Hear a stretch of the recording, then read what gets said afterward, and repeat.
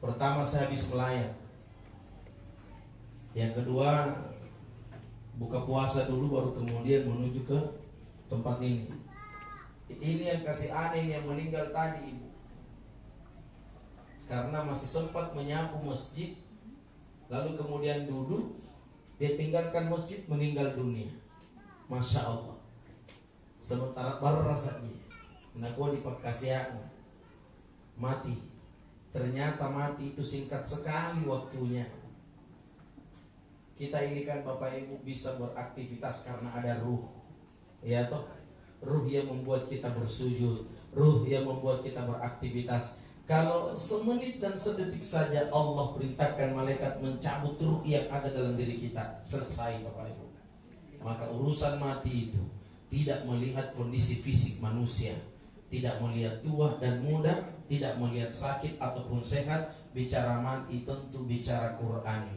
Walikulli ummatin ajal. Setiap umat sudah diatur ajalnya oleh Allah. Fa idza jaa ajaluhum la yastakhiruna sa'atan wa la yastaqdimun. Kalau tiba ajalnya seseorang maka ajal tidak dapat dimajukan, tidak dapat dimundurkan. Apa yang kita mau banggakan hidup di dunia?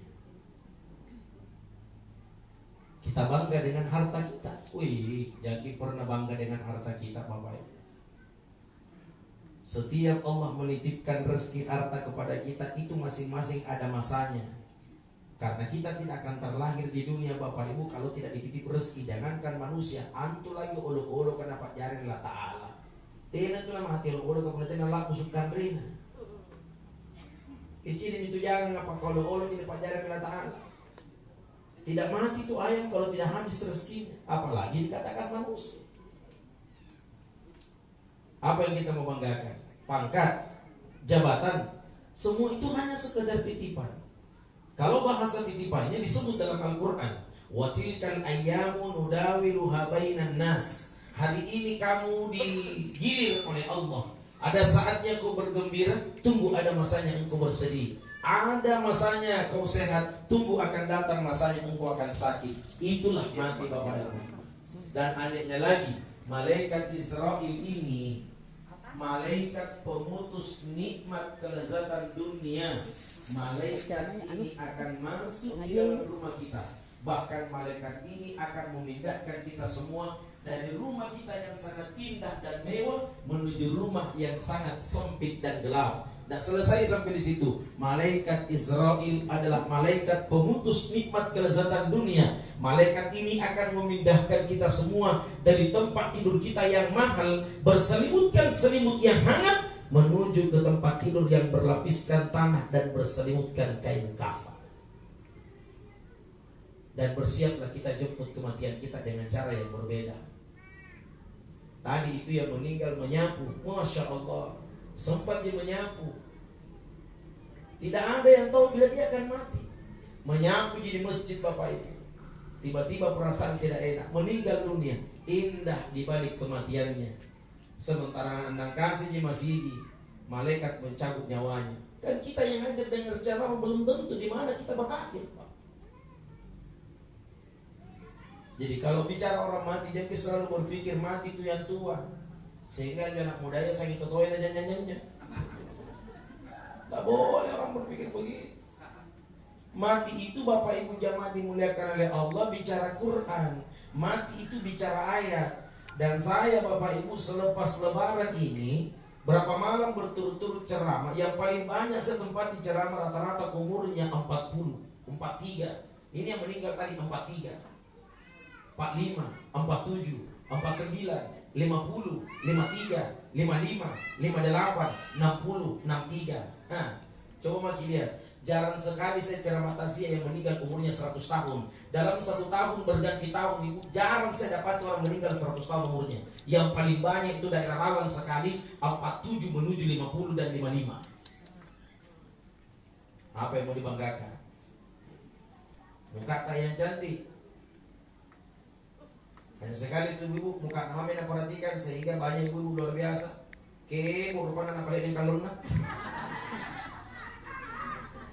Apa yang mau dibanggakan? Ibu, minta maaf kami. Saya tidak menyinggung. Kalau ada penceramah menyampaikan begini, jangan lalu kita baper. Kalau ada penceramah dia singgung masalah begini baru baper, bukan ceramahnya yang salah. Kita salah yang menanggapi itu ceramah karena tidak mau kita tersinggung. Padahal bukan kita disinggung. Yang kedua, kalau orang ceramah dia janji penceramahnya.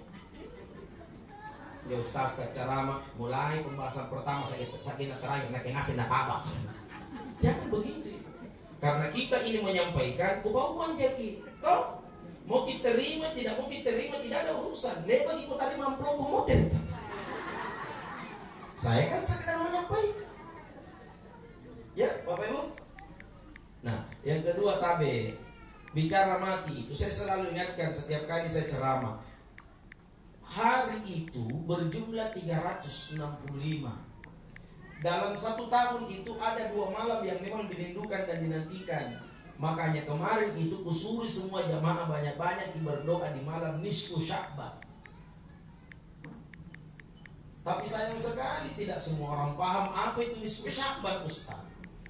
Ada apa di bulan nisfu Sya'ban? Ada apa di nisfu Sya'ban? Kenapa orang berdoa di bulan nisfu Sya'ban? Apa sih keistimewaannya? Kita tahu Bapak Ibu, setiap kali muncul malam nisfu Sya'ban, kita dianjurkan membaca surah Yasin 3 kali. Karena Ibu, di dalam rukun iman ada 6. Satu di antara rukun iman itu ada namanya qada dan qadar. Qada dan qadar. Qadarnya ada pada malam nisfu Sya'ban, qadarnya ada pada malam Lailatul Qadar. Itu bila disuruh banyak-banyak berdoa. Umur itu konsepnya berdoa Bapak Ibu. Perkuat doa.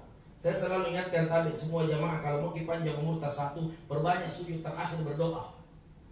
Bahkan Nabi mengatakan, hadis riwayat Muslim dan Bukhari sampaikan, setiap kali sujud disunnahkan berdoa. Setiap kali sujud disunnahkan berdoa. Setiap kali sujud disunnahkan berdoa. Selepas membaca subhana rabbiyal a'la wa bihamdihi, subhana rabbiyal a'la wa bihamdihi, jangan cepat-cepat mengangkat kepala. Kenapa? Hubungan yang paling dekat antara Allah dengan hambanya, di mana ketika hamba bersujud berdoa mati di waktu itu, karena doa itu sangat mustajab diterima oleh Allah. Dan kita punya masalah ini Pak. Yang sakit kepingin disembuhkan, itu masalah. Yang sempit kepingin diberikan kelapangan, itu masalah. Maka tidak ada orang hidup zaman dimuliakan oleh Allah tidak punya masalah. Kita pikir orang mati itu kalau sudah dikuburkan selesai masalahnya. Tidak. Karena kapan orang meninggal dunia lalu kemudian jasadnya tidak diterima oleh Allah, itu adalah masalah di atas masalah. Bukan masalah menyelesaikan masalah. Pegadaian itu. Bapak Ibu, kalau ada orang meninggal dunia tidak diterima jasadnya oleh bumi, masalah besar itu Pak. Parestai, ini aku tanya anak-anak Ustaz, kira-kira dia tunggu nantinya diterima kata, jadi Pak, banyak. Siapa diantaranya jamaah dimuliakan oleh Allah? Tuh, Nabi sampaikan pertama itu. Kalau ada jasad tidak beriman kepada Allah, tidak percaya tentang takdir, tidak beriman kepada Allah, tidak percaya tentang hari akhir, meninggal dunia dalam keadaan kondisi bunuh diri, loncat di ketinggian jamaah dimuliakan oleh Allah sekian 50 meter, jatuh mati, jelas orang yang mati bunuh diri jasadnya tidak akan diterima oleh bumi. Yang kedua, Bapak Ibu, Bapak kalau pergi berangkat ke umroh ambil plus Turki, kan ada itu umroh plus Turki. Turki dulu, baru kemudian Madinah, Mekah finish, Jeddah, kembali ke tanah air. Ada apa Ustaz di Turki? Bapak Ibu tolong kasih tahu gate-nya. Bilang, antarkan saya ke kuburannya Mustafa Kemal Atatürk, mantan presiden Turki. Mustafa Kemal Atatürk Bapak Ibu belum meninggal dunia, 6 bulan sakaratul maut. Belum pernah ada orang yang sakaratul maut lama begitu. 6 bulan. Saluran disesari Allah Ta'ala. Saluran disesari mereka kan. 6 bulan Bapak Ibu antara hidup dengan mati. Mau dikatakan hidup dan setengah mati. 6 Mau dikatakan setengah mati, tak kalah saja 6 bulan mengeluarkan cairan busuk di seluruh badannya. Bagaimana hebatnya menjadi seorang penguasa Mustafa Kemal Atatürk. Badannya bau, busuk, mengeluarkan cairan yang sangat busuk, sehingga satu persatu orang meninggalkan istana kerajaannya karena tidak sanggup mencium baunya. Tidak pernah mati dia, sampai setengah mati. Ngapa dia tidak pernah mati, tahu dari sisa memang butuh narasana. Begitu dikuburkan, dimasukkan ke liang lahat, di malam hari jasadnya naik di atas permukaan bumi, seolah-olah bumi memberikan isyarat Mustafa Kemal jasadnya tidak diterima. Apa sebabnya? Jamaah dimuliakan oleh Allah, terlalu parah kebenciannya terhadap Islam.